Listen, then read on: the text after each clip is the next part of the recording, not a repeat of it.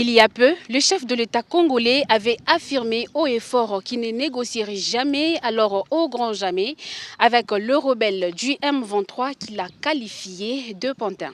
Mais au regard de l'évolution de la situation sur terrain, avec notamment une médiation qatari qui a permis un tête-à-tête Tshisekedi et Kagame, le narratif change du côté de Kinshasa qui va finalement accepter des négociations directes avec le rebelle.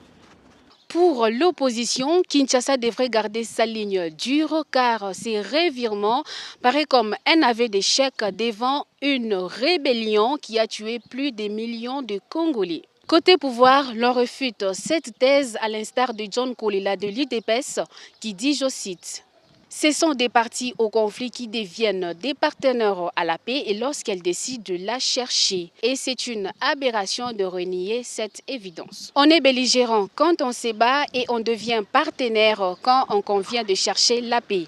Belligérant et partenaire à la paix sont les deux faces de la même monnaie. La paix, on ne la cherche qu'avec celui avec qui on était en conflit. On ne négocie pas la paix avec un allié et fin de citation.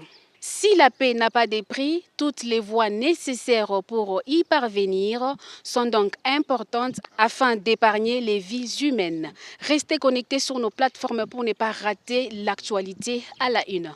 Myriam Moudinga pour Johnny Radio Télé.